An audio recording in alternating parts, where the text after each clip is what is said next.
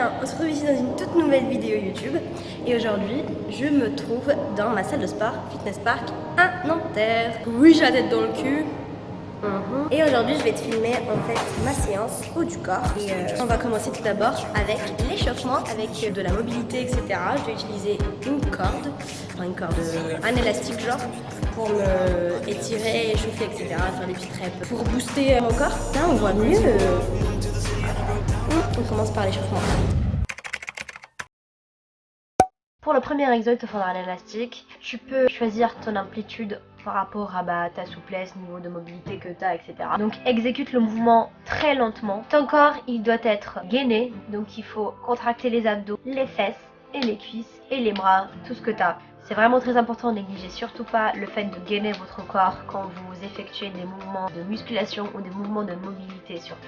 Deuxième exo, donc tu choisis toujours la même amplitude. Il faut vraiment que tu sentes tes omoplates se toucher derrière. Donc le dos, il faut vraiment que tu sentes les omoplates que tu as derrière le dos ici se toucher. Troisième exo, donc vous mettez l'élastique derrière et vous faites comme si vous étiez en train de faire des pompes, mais avec un élastique. Tout simplement. C'est toujours une exécution, hein.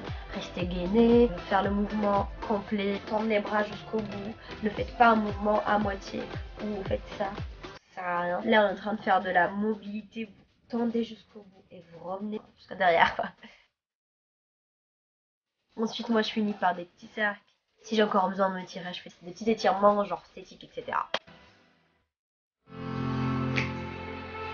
Du coup voilà, j'espère que cet échauffement vous aura plu. Donc je vais commencer par le military press, c'est le développé militaire avec une barre. C'est un très bon exercice polyarticulaire, moi je trouve. À chaque fois sur Instagram, je vous le dis, les exercices polyarticulaires, c'est les meilleurs exercices que vous pouvez faire pour perdre du gras tout en mangeant bien sûr, et prendre du muscle. Du coup voilà, on commence par cet exercice. Je commence toujours par m'échauffer avec un poids léger, donc un poids mort on va dire. Je peux faire 2 séries de 10 à 15 répétitions, soit j'augmente et je mets genre 1 kg, 2 kg de plus et jusqu'à arriver au poids où je vais commencer à faire mes répétitions. C'est-à-dire que je peux faire 3 à 4 séries d'échauffement et ensuite 3 à 4 séries avec un poids un petit peu plus lourd où je vais presque à l'échec, mais pas jusqu'à l'échec.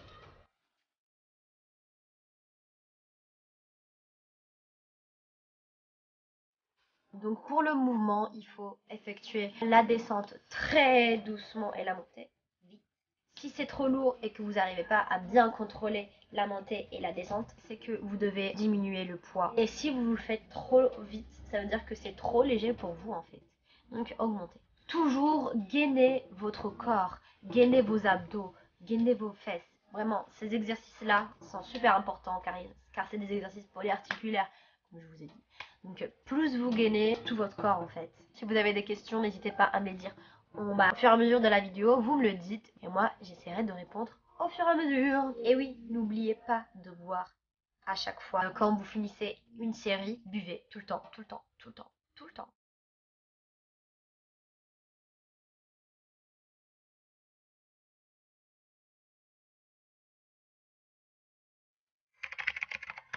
Deuxième exercice. Ok, là il y avait un mec qui regardait ma caméra.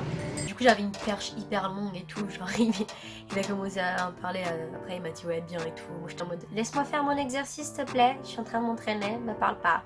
Yes. Ouais, moi je déteste quand il y a quelqu'un qui me parle quand je suis en train de faire ma muscu. Genre j'ai pas le time quoi.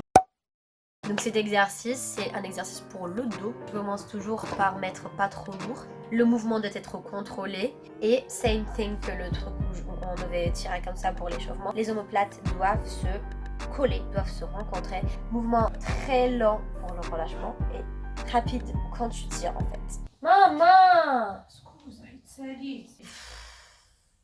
Non! J'ai enchaîné ces deux exercices en même temps. Je faisais 10 reps à la poulie pour le dos et je faisais un dégressif, ça s'appelle. Je faisais 7 répétitions avec 10 kg, 7 répétitions avec 5 kg et 7 répétitions avec 2 kg. Et je vous jure les gars, c'est la mort. Et voilà, j'ai fait environ 4 à 5 séries. Enfin, je l'ai bien senti cet exo.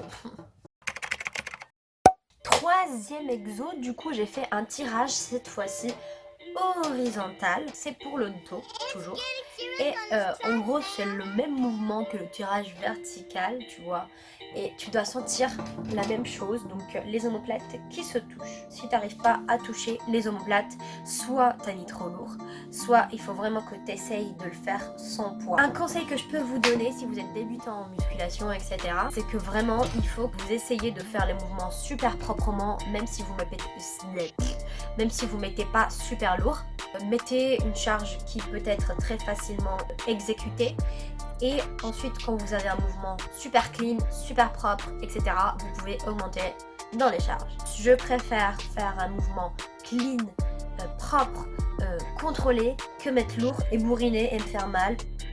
Dans ce mouvement, je vous conseille de faire une petite oscillation. L'amplitude de cet exo doit être complète. Vous relâchez et vous tirez jusqu'au max. C'est le meilleur moyen, on va dire, de bien exécuter cet exo et de bien ressentir le dos en fait, ce genre d'exercice. Ouh, on voit mes abdos. Waouh, waouh, waouh.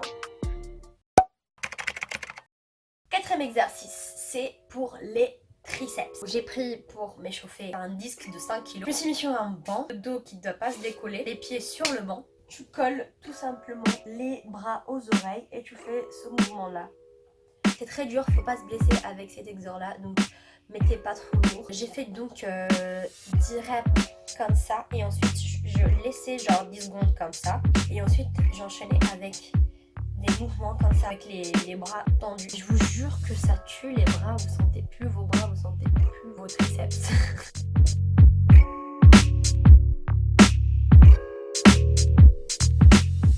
Donc c'était vraiment l'un des derniers exercices, je me suis dit vas-y, je vais faire des pompes après ça.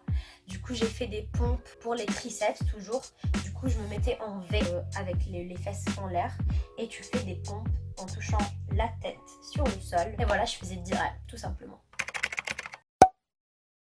Cinquième et dernière exo de ma séance, c'est les dips sur le banc, parce que tu peux faire aussi les dips normales, mais j'étais crevée, je me suis dit si je fais des dips, je vais en faire 3 maximum. Du coup je les ai fait sur le banc avec les jambes tendues et j'ai enchaîné 3 séries de 10 reps.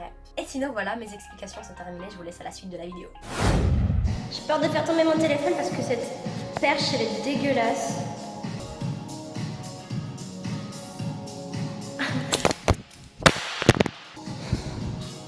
J'ai le seum. Je savais que j'allais le faire tomber, je savais.